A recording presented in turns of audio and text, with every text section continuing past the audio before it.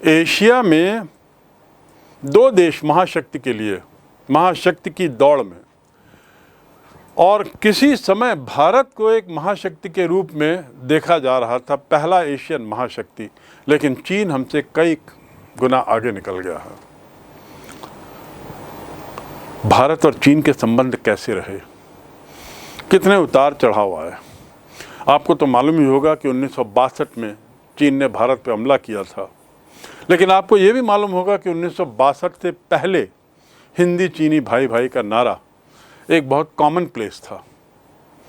तो अब हम भारत और चीन के संबंधों को और ऐतिहासिक संबंधों को और उतार चढ़ाव को थोड़ा समझने की कोशिश करें। यदि हम ऐतिहासिक संबंधों की ओर नज़र डालें तो स्वाभाविक है ये मुद्दा विदेश नीति से है, तो हमारी विदेश नीति को हम 3 भागों में बांट सकते हैं जहाँ तक कि भारत का चीन से संबंध का सवाल है। इससे पहले आप देखें कि भारत की सीमा चीन की सीमा से कहाँ कहाँ और कितनी दूरी तक लगी हुई है, क्योंकि ये इस बात को स्पष्ट करता है कि भारत के लिए बहुत ज़रूरी है कि वह चीन के साथ उचित संबंध बनाए रखे। तो इसका अध्ययन बहुत ज़रूरी है, इन सीमाओं का। सीमाओं को देखने के बाद, दोनों कितनी एक दूसरे से निकट हैं इसको देखने के बाद, अब हम ये जानें कि वो 3 भाग क्या है जिसमें हम अपने संबंधों को बांट सकते हैं। पहला, प्रमोद काल। प्रमोद मतलब खुशी का काल। ये काल है 1949 से 1957, अर्थात माओ ज़ेडोंग का काल, जब चीन ने साम्यवादी व्यवस्था को अपनाया ही था। भारत ने सोवियत संघ की मदद से, जो स्वयं एक साम्यवादी देश था, कट्टर साम्यवादी देश था, भारत ने उसकी मदद से अपने विकास का मार्ग प्रशस्त किया था। तत्कालीन सत्ता के जो मुखिया थे, पंडित जवाहरलाल नेहरू, वो स्वयं भी कुछ हद तक समाजवादी विचारधारा के बहुत बड़े पोषक थे। इसीलिए वो काल है प्रमोद काल। दुर्भाग्य से पंडित जवाहरलाल नेहरू के काल में ही प्रमोद काल 1957 में ख़त्म होता है और एक बड़ा लंबा काल आता है जिसे हम कह सकते हैं तनाव का काल या टकराव का काल, 1957 से 1978, लगभग 21 वर्ष। और बाद का काल कहलाएगा संवाद का काल, तीसरा काल जो 2002 तक है, 1978 से 2002। एक चौथा काल भी है। इस चौथे काल में हमने बहुत सारे उतार चढ़ाव देखे हैं और गत 2-3 वर्षों में भारत और चीन के संबंधों में काफ़ी कुछ टकराहट एक और जहाँ देखी, खासकर सीमा के मुद्दे पर, वहीं दूसरी ओर ये प्रयास भी हुए कि शांति वार्ताएं सतत रूप से होती रहें। तो चलिए हम सबसे पहले चलते हैं प्रमोद काल पर। प्रमोद मतलब आनंद, मित्रतापूर्ण संबंध का काल। और जैसा मैंने बताया, पंडित नेहरू देश के मुखिया थे, वो स्वयं समाजवादी साम्यवादी विचारधाराओं के प्रति उनका झुकाव था। और स्वतंत्रता संग्राम के दौरान भी चीन ने भारत को वैचारिक बल दिया था और इसका फ़ायदा भारत को मिलता है। और स्वतंत्रता के बाद के करीब 8-10 वर्षों में हम देखते हैं हमारे संबंध बड़े प्रगाढ़ हुए। हिंदी चीनी भाई भाई, ये बहुत प्रसिद्ध नारा उस समय का हुआ। 49 में साम्यवादी क्रांति जब होती है, सत्ता पलटती है और माओ ज़ेडोंग आते हैं तो भारत स्वागत करता है। पंडित जवाहरलाल नेहरू उसका बड़े हृदय से स्वागत करते हैं। और सबसे खास बात ये कि इस साम्यवादी बदलाव का स्वागत करने वाला भारत सबसे पहला गैर साम्यवादी देश बना। ये एक बहुत बड़ी घटना थी इस दृष्टि से कि इसी के बाद हम वो शीत युद्ध का काल देखते हैं जब विश्व के सारे देश मजबूर किए जाते हैं कि वो सोवियत खेमे से हटें और पश्चिमी खेमे में आएं। उन पे तरह तरह के दबाव, बंधन, लोभ और न जाने क्या क्या किया जाता है, लेकिन भारत उस सब को कतई बर्दाश्त न करते हुए, उन सब को दरकिनार करते हुए, उसे जो उचित लगा उस औचित्य के मद्देनज़र उसने चीन को मान्यता दी एक राष्ट्र के रूप में, उसके बदलाव को माना जो साम्यवादी बदलाव था। ये एक बहुत बड़ी बात थी कि साम्यवादी चीन को पहला गैर साम्यवादी राष्ट्र मान्यता देने वाला भारत, ये एक बहुत बड़ी नैतिक विजय थी चीन की, और भारत के लिए भी एक बहुत बड़ा कदम था। और इस घटना ने भारत के स्वयं के कॉन्फिडेंस को भी, उसके आत्मविश्वास को भी काफ़ी बढ़ाया। इसके अलावा अमेरिका की चिंता किए बिना भारत ने कोरियाई युद्ध में चीन का समर्थन किया। ये हम बात कर रहे हैं कि भारत ने चीन को प्रारंभ से किस नज़रिए से देखा, क्योंकि यदि हम इसको समझेंगे तभी हम जानेंगे टकराव के काल के बारे में बेहतर तरीके से। एक और हम मान्यता देने वाला देश बने, पहला देश, गैर साम्यवादी देश। उसके अलावा हमने अमेरिका की चिंता ना करते हुए, अमेरिका के विरोध को दरकिनार करते हुए, हमने कोरियाई युद्ध में जो दक्षिण कोरिया उत्तरी कोरिया के बीच में था उसमें चीन का समर्थन किया, और संयुक्त राष्ट्र संघ में चीन को आक्रांता घोषित किए जाने के भारत द्वारा चीन के लिए प्रयासों की श्रृंखला यहीं समाप्त नहीं हुई। विश्व स्तर पर भारत के द्वारा चीन को मुख्य धारा में लाने के जो प्रयास किए गए, उसमें अगला कदम जून 1954, जब दोनों देश भारत और चीन के बीच में एक समझौता हुआ, और उसके तहत भारत ने तिब्बत से अपने अतिरिक्त देशी अधिकार चीन को सौंप दिए। अतिरिक्त देशी अधिकार चीन को सौंप दिए गए।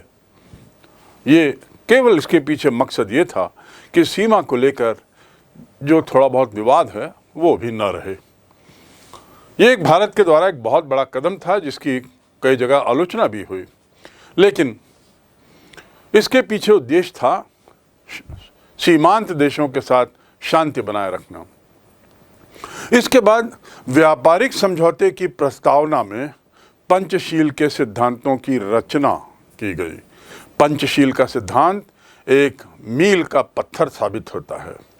ये विदेश नीति को संचालित करने का सिद्धांत है, और भारत ने इसे पंचशील नाम दिया क्योंकि इसमें 5 सिद्धांत थे। और ये व्यापारिक समझौते में इसको एक तरीके से जाहिर कर दिया गया था। भारत ने तिब्बत में चीन की प्रभुसत्ता को स्वीकार किया। तिब्बत के प्रश्न पर पारस्परिक मतभेदों को, जो मित्रता के मार्ग में बाधक बन रही थी, उसे इस तरह समाप्त किया। दोनों देशों के नेताओं का एक दूसरे के यहाँ जाना आना हुआ, और अंत में बांडुंग सम्मेलन, जो एक और बहुत बड़ा माइलस्टोन कदम है, बांडुंग सम्मेलन होता है जिसमें पूर्ण सहयोग के साथ कार्य किया गया। इसीलिए स्वतंत्र भारत में, जिसका मैंने जिक्र किया, हिंदी चीनी भाई भाई का नारा बहुत गूंजने लगा, और बड़े अच्छे संबंध, इसीलिए इसे प्रमोद काल कहा गया। इतना प्रमोद काल कि भारत ने तिब्बत के ऊपर चीन की प्रभुसत्ता को भी स्वीकार करने में कोई हिचक नहीं दिखाई। इसके बाद दुर्भाग्यवश एक दूसरा दौर आता है। भारत चीन के संबंधों को लेकर खटास की शुरुआत होती है, टकराहट होती है, और इसलिए ये काल कहलाता है तनाव का काल। 1957 से 1978, लगभग 20-21 वर्ष का काल बड़े तनाव का रहा। एक और जहां हिंदी चीनी भाई भाई के नारे लग रहे थे, पंचशील के सिद्धांत पर सहमति थी और उसका बड़ा प्रचार किया गया था, बांडुंग सम्मेलन को भारतीय राजनीतिक क्षेत्रों में भारतीय कूटनीति की एक सफलता बताई जा रही थी, और इसमें शामिल भारतीय सरकार के लोगों की पीठ थपथपाई जा रही थी, बधाई दी जा रही थी। इतने बड़े स्तर पर ये इस तरह की संधि करवाना, परंतु आगे चलकर दुर्भाग्य से ये एक बात क्षणिक साबित हुई और ऐसा लगा मानो भारत की कूटनीति की पराजय है। कूटनीति अर्थात डिप्लोमेसी। राजनीति और कूटनीति दोनों बहुत अलग चीज हैं। डिप्लोमेसी को मैं विस्तार से ना कह के केवल इतना कहूंगा कि डिप्लोमेसी को इस तरीके से कुछ कहा जा सकता है जिसमें आप अपने दिल की बात नहीं बताते, आप स्पष्ट रूप से अपनी मंशा सामने वाले देश को, सामने वाले व्यक्ति को नहीं बताते। यही डिप्लोमेसी है। तो डिप्लोमेसी के मामले में भारत को बड़ी करारी चपत लगी जब बाद का घटनाक्रम कुछ ऐसा रहा। भारत चीन के संबंध को लेकर जो आदर्शवादिता, जो भारतीय नेताओं की दूरदर्शिता, इसको लेकर जो शुरू में शोरगुल हुआ, बाद में बड़ा घातक सिद्ध हुआ और अदूरदर्शिता का ये एक पैमाना साबित हुआ। निश्चित रूप से इसमें चीनी विश्वासघात बड़े स्पष्ट रूप से दिखाई दे रहा था और चीनी विश्वासघात ने ही हमारे इन संबंधों को खटास में डाल दिया। सन 1956 तिब्बत के खंपा क्षेत्र में बड़े पैमाने पर चीनी शासन के विरोध में विद्रोह भी होता है और ये विद्रोह जो था, ये दलाई लामा, जो तिब्बती लोगों के धार्मिक और राजनीतिक गुरु माने जाते हैं, ये एक पद है। दलाई लामा चीनियों के तिब्बती लोगों के लिए सबसे बड़ा पद है। धार्मिक और राजनीतिक दोनों पद इसमें समाहित होते हैं। तो दलाई लामा के समर्थन में विद्रोह हुआ चीन के खिलाफ और 1959 आते आते इस विद्रोह को कुचल दिया गया। परिणाम स्वरूप क्या होता है कि दलाई लामा अपने कुछ व्यक्तियों के साथ भारत की शरण लेते हैं, भारत में राजनीतिक शरण मांगते हैं और जो उनके साथ आए थे 8 लोग, वे लोग धीरे धीरे अन्य लोगों को भी आने के लिए कहते हैं और ये संख्या बड़ी संख्या बन जाती है और भारत में एक बड़ा शरणार्थी, तिब्बती शरणार्थियों की समस्या जन्म लेती है। भारत सरकार ने इन शरणार्थियों को निश्चित रूप से वो सहायता दी जो शरणार्थियों को मिलनी चाहिए एक राष्ट्र के नाते और इस प्रकार मसूरी के पास इन्हें बसाहट भी दी, इन्हें रहने के लिए पर्याप्त जगह दी, स्थान दिया। इसको चीन ने गलत माना। उसका ये कहना था कि इस प्रकार धार्मिक राजनीतिक गुरु को शरण देना भारत के लिए गलत है, पंचशील के सिद्धांत के खिलाफ है, आदि आदि। चीन ने इसे शत्रुतापूर्ण और विरोधी कार्य माना। बस यहीं से तिब्बत को लेकर भारत और चीन के बीच में विवाद शुरू हो गया, तनाव शुरू हो गया और तथाकथित प्रमोद काल समाप्त होता है। भारत चीन विवाद की यदि हम बात करें तो 1950-51 का यदि आप मानचित्र देखें, साम्यवादी चीन का मानचित्र, उसमें भारत के एक बहुत बड़े क्षेत्र को चीन का हिस्सा बताया गया था। लेकिन तिब्बत के प्रश्न पर दोनों देशों के बीच में जो समझौता हुआ, उससे सीमा विवाद संबंधी कोई प्रश्न न होने के कारण भारत सरकार ने इस ओर ध्यान नहीं दिया। भारत के द्वारा इस प्रकार इतने बड़े क्षेत्र को चीन के क्षेत्र का दिखाए जाने पर ध्यान नहीं देना उसे बड़ा महंगा पड़ा। यहाँ तक कि विरोधी दलों ने देश के अंदर और कुछ अन्य लोगों ने भी सरकार का इस ओर ध्यान आकर्षित करने का प्रयास किया, लेकिन और ये भी कह दिया कि ये मानचित्र जो है वो कुओमिंतांग सरकार के पुराने मानचित्र हैं। ऐसा कह के भारत सरकार स्वयं भारतीय विरोधियों को स्पष्टीकरण दे रही है और ये कह रही है कुओमिंतांग सरकार जो माओ जेडोंग के पहले की सरकार थी, उसका एक पुराना मानचित्र है जिसमें चीन की नई सरकार समय मिलने पर संशोधन कर देगी। तो एक तरीके से इस मामले में भी भारत चीन का ही पक्ष ले रहा था। मानो चीन की बात भारत के उन विरोधियों को बता रहा था जो सच से कोसों दूर निकला।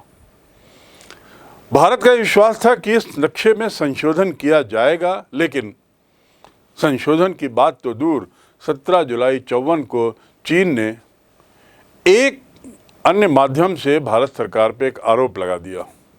और वो आरोप क्या था कि भारतीय सेना ने बड़ा होती नामक स्थान पर अवैध अधिकार किया है।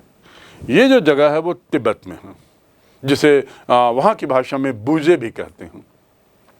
इस पर अधिकार करने का, अनाधिकृत अधिकार करने का आरोप चीन के द्वारा 1954 में भारत सरकार ने इसका जवाब दिया और कहा कि यह स्थान भारतीय प्रदेश है और यहाँ पहले से ही एक सुरक्षा चौकी है। तब से ही चीनी सरकार ने भारतीय प्रदेशों में अपनी सैनिक टुकड़ियां भेजने की प्रक्रिया प्रारंभ कर दी और 23 जनवरी 1959 आते आते भारत सरकार को लिखे गए अपने पत्र में उसने लिखा कि भारत और चीन के बीच कभी भी सीमा निर्धारण हुआ ही नहीं है, इसलिए समय आ गया है कि सीमा निर्धारण हो। और यदि सीमा निर्धारण हुआ ही नहीं है तो आप 1950 के नक्शे की ओर जाएं तो भारत का ये सोच, ये भारत का ये कहना कि भारत के बहुत बड़े हिस्से को चीन का हिस्सा दिखाया गया है, वो गलत है। ये बात चीन यहाँ पे कहना चाह रहा था। बस इस घटना ने, जिसमें सीमा निर्धारण नहीं होने की बात पर चीन बल देता है, बस यहीं से सीमा विवाद और गहराता है और दोनों देशों के बीच में कटुता बढ़ती है, इतनी बढ़ती है कि आक्रामक रवैया अपना लिया जाता है। जब चीन सीमा को मानने को तैयार ही नहीं था तो भारत विवश था चुप रहने के लिए। और भारत की अपनी नीति भी कुछ ऐसी थी जो पंचशील पे आधारित थी, जो बांडुंग सम्मेलन के आधार पर, सहयोग पर आधारित थी, आदि आदि। और इसलिए भी भारत ने इस पर इतना विशेष जोर नहीं दिया। लेकिन 1962 आता है,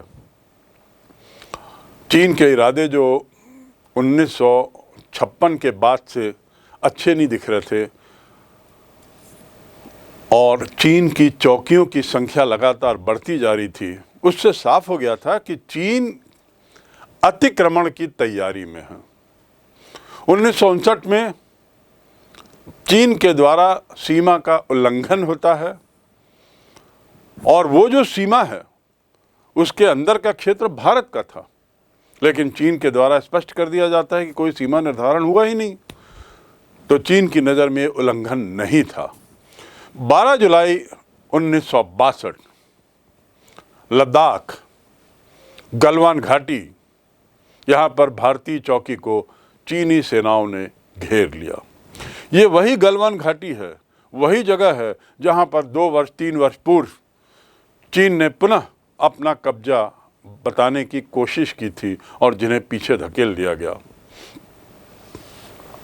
सितंबर 62 चीनी सेनाओं ने मैकमोहन लाइन को पार करके भारतीय सीमा में प्रवेश कर लिया और ये सीमा पार करना, मैकमोहन रेखा को क्रॉस करना, उसको भारत ने आक्रमण करार दिया, सैनिक आक्रमण करार दिया।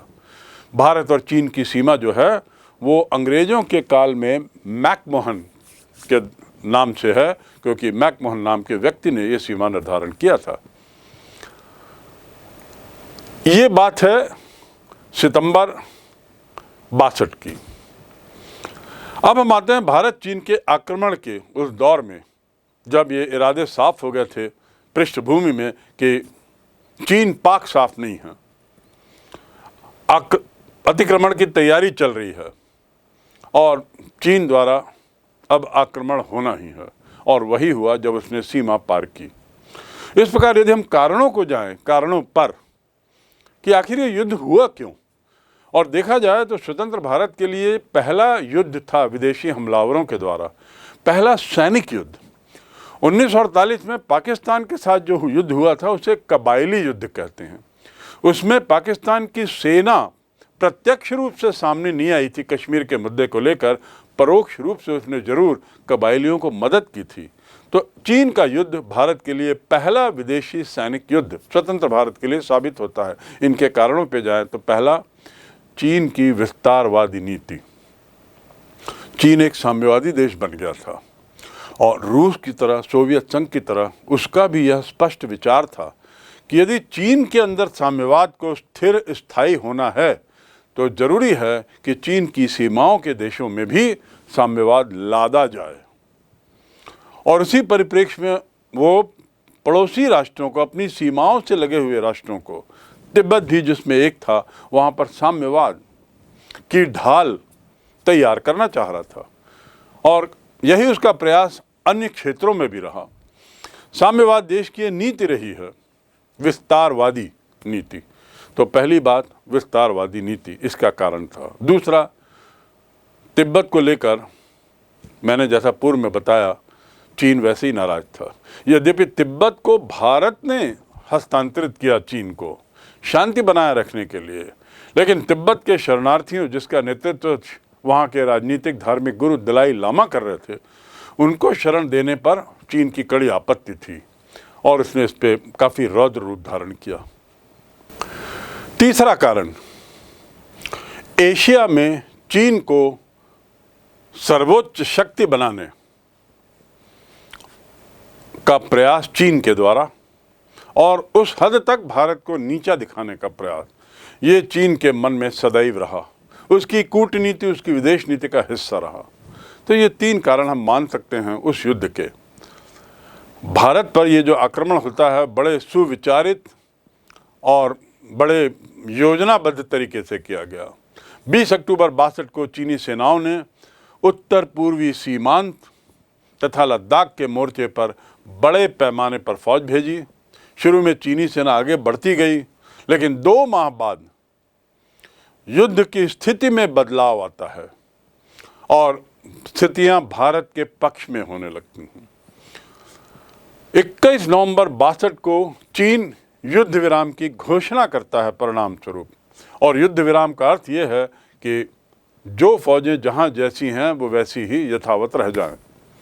ये एक पक्षीय घोषणा थी और जीते हुए भारतीय क्षेत्र को चीन ने प्रारंभ कर दिया था खाली करना। भारत और चीन के मध्य सीमा विवाद को लेकर अब एक तीसरे देश की भूमिका सामने आती है और वह है श्रीमती सिरिमाओ भंडारनायके, श्रीलंका की जो मुखिया थी।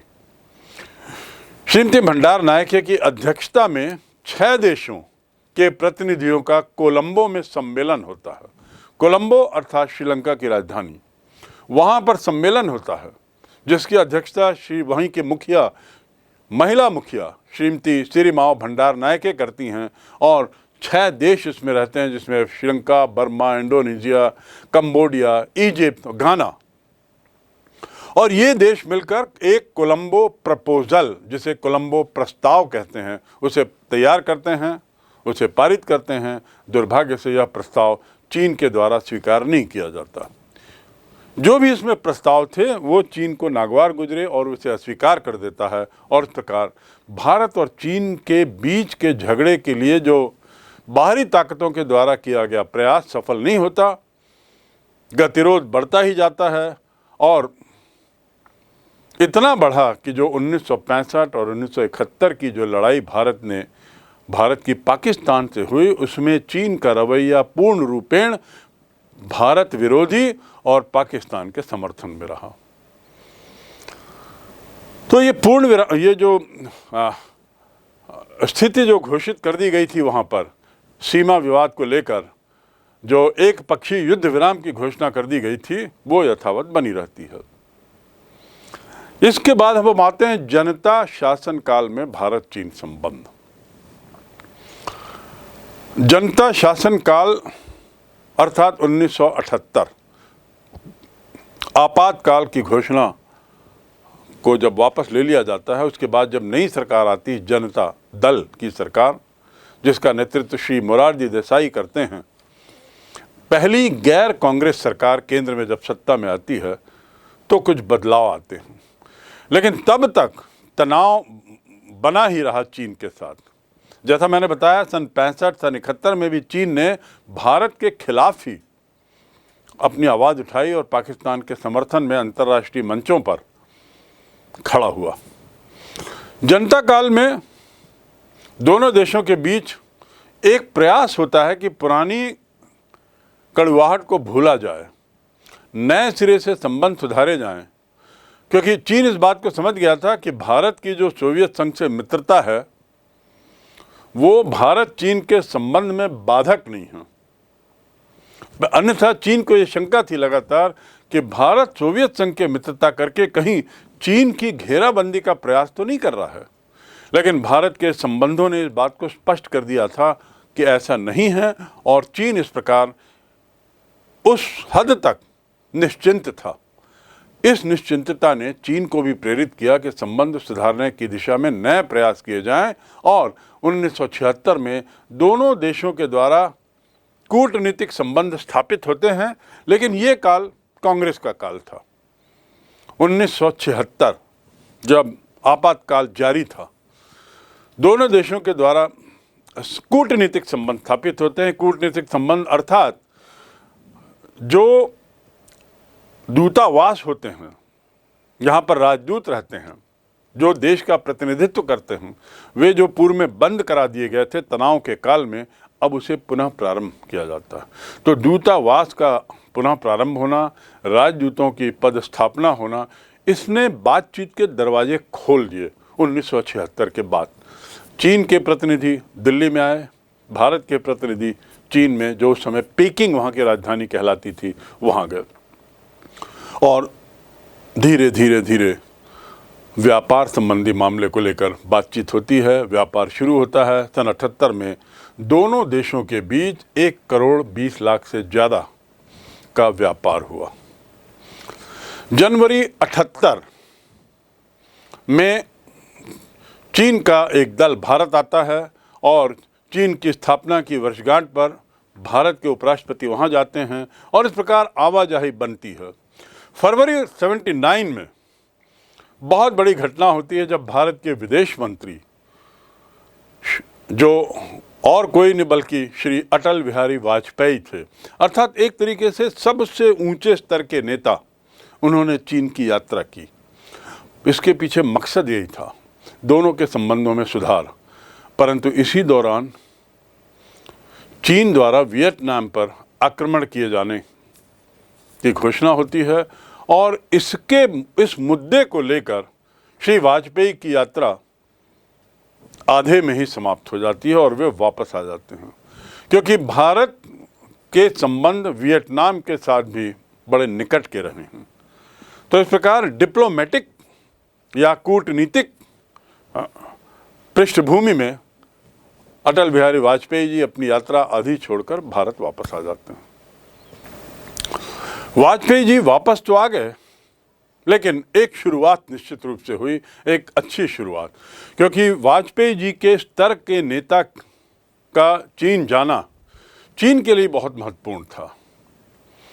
उसी तारतम्य में आगे के घटनाक्रम में कुछ स्थितियां ऐसी बदलती हैं कि भारत चीन संबंध अब थोड़े और बेहतर होते हैं। संवादहीनता का जो काल था, जो तनाव का काल था, वो समाप्त होता है, और अब संवाद, बातचीत शुरू होती है। जैसा मैंने बताया, राजदूतों की पद स्थापना इस संवादहीनता को दूर करने में पहला कदम था। संवाद के काल को हम कह सकते हैं 1978 से 2002 तक, और श्रीमती इंदिरा गांधी 1980 में सत्ता में वापस लौटती हैं। जनता सरकार मध्यावधि चुनाव में पराजित होती है, और कांग्रेस की सरकार वापस आती है। तो भारतीय प्रधानमंत्री और चीन के प्रधानमंत्री, इनके बीच 1980 में बेलग्रेड में बातचीत होती है। अब ये बेलग्रेड कहाँ है? आपने इस शहर का जिक्र निश्चित रूप से पहले सुना होगा। बेलग्रेड का ताल्लुक नॉन अलाइंड मूवमेंट से है, गुट निरपेक्ष आंदोलन से। बेलग्रेड यूगोस्लाविया की राजधानी है। आज यूगोस्लाविया नाम का देश अस्तित्व में नहीं है, वो कई भागों में टूट चुका है, लेकिन जब था तो उस समय यूगोस्लाविया के जो मुखिया थे मार्शल गुस्ताव टीटो, वे तत्कालीन प्रधानमंत्री पंडित जवाहरलाल नेहरू के बहुत निकट थे और गुटनिरपेक्ष आंदोलन की स्थापना में नेहरू के साथ टीटो का नाम हमेशा आता है।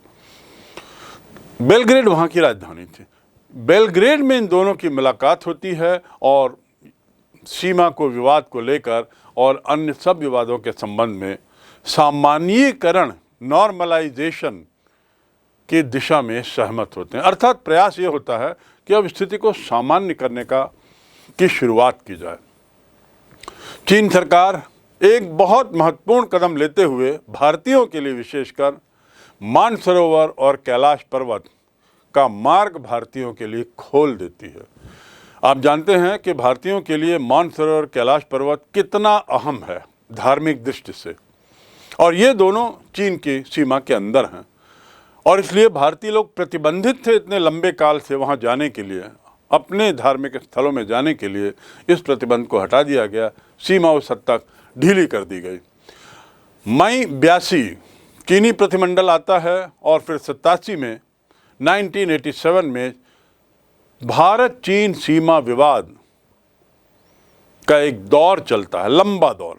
दुर्भाग्य से 7-8 दौर के बाद भी ये सीमा विवाद की समस्या यथावत बनी हुई है और जैसा मैंने बताया पिछले 3-4 वर्षों में चीन की आक्रामक गतिविधियां, आक्रामक रवैया सीमाओं में बड़ा स्पष्ट रूप से दिखाई दे रहा है। राजीव गांधी जी जब सत्ता में आते हैं 1984-85 में, तो फिर से सामान्यीकरण की प्रक्रिया आगे बढ़ने का प्रयास होता है। सीमा को लेकर और बैठकें होती हैं और 1985 में राजीव गांधी जी की मुलाकात चीन के विदेश मंत्री से न्यूयॉर्क में होती है, लेकिन कुछ विशेष प्रगति नहीं हुई। हाँ, तनाव जो था उसमें थोड़ी शिथिलता जरूर थी, संवादहीनता नहीं थी, बातचीत भले चल रही थी पर तनाव समाप्त नहीं हुआ था। भारत के विदेश मंत्री 87 में चीन जाते हैं और अगला दौर, जिसे 8वां दौर हम कहें, वो होता है, पर यह भी असफल रहता है।